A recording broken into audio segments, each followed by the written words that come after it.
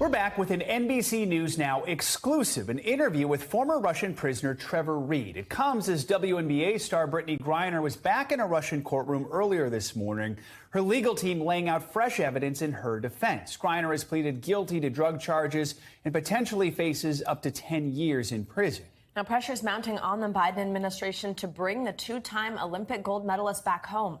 And this morning, we have new reaction only here on NBC News Now from Trevor Reed, the Marine veteran who was released by the Kremlin in that highly publicized prisoner swap earlier this year. NBC News Now anchor Hallie Jackson joined us now with more on her exclusive interview with Reed. Hallie, good morning to you. Thanks for joining us. So let's just ask you, what is Reed's take on this entire situation?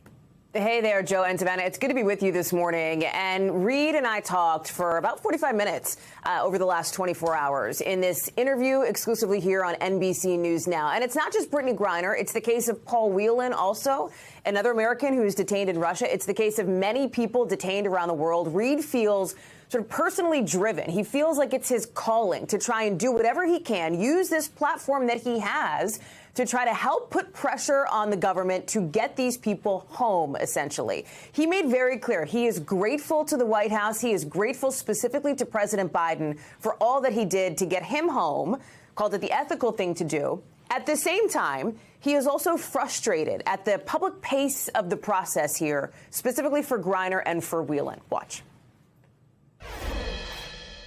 Is the White House, is the president doing enough, in your view, to get them out?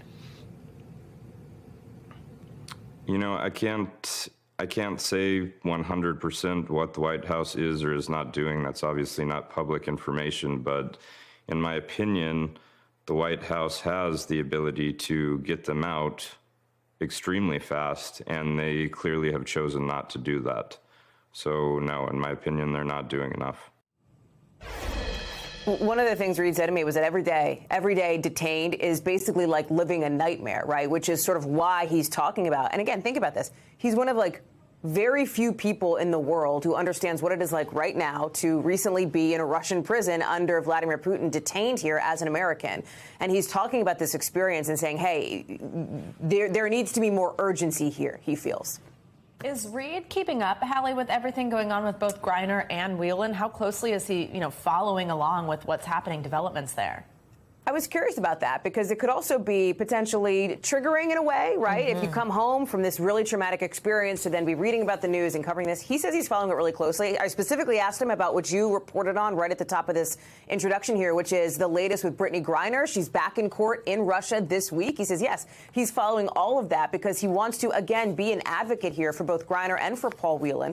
He actually wrote Whelan a letter right when he was released, right when Reed was released, basically talking about the immense guilt that he felt that he was out and Whelan was not, saying he's going to keep up the fight. I asked him if he's spoken directly with any members of Griner's family. He says not yet. There may be plans for that in the works, but he has been in touch. He wouldn't get into it too much, like specifics of what he's heard from other families who have asked him to do certain things, just because he said, he said it's private. He doesn't want to be out revealing conversations that he's had with some of these other families of detainees.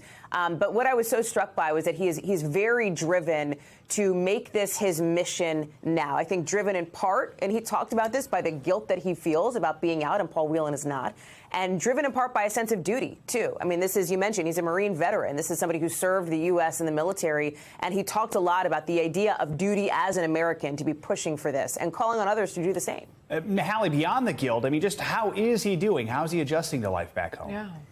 I mean, you saw him, he's one of the things, and I talked to Trevor Reed's parents a lot, a fair amount during the time that he was detained, and they talked about how he was like malnourished. They were worried he was sick with tuberculosis symptoms. At one point, they think he got COVID, et cetera.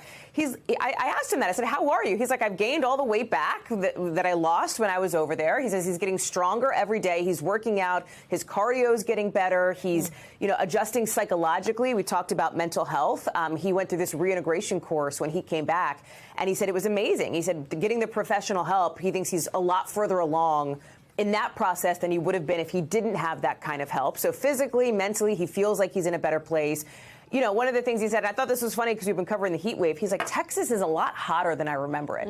He's like, I knew it was hot. He's like, but boy, I didn't think it was this hot in Texas. But, you know, he's back and he's adjusting. And like I said, one of the things he wants to do is to do more stuff like what he did with me. Come out, speak, do interviews. I said, well, what's next for you? After you talk to every news outlet in the world, you know, what do you do from there? And he's like, well, Hallie, if I talk to every news outlet in the world, I'll just go back and start talking to them all again until Brittney Griner, Paul Whelan, and these other people are released from detention. So I'm excited for folks to be able to watch the interview later on today, guys. All right. Well, Hallie, thank you so much. And you can watch the exclusive interview with Trevor Reed, 5 p.m. today on Hallie Jackson Now. Thank you, Hallie. Thanks for watching our YouTube channel. Follow today's top stories and breaking news by downloading the NBC News app.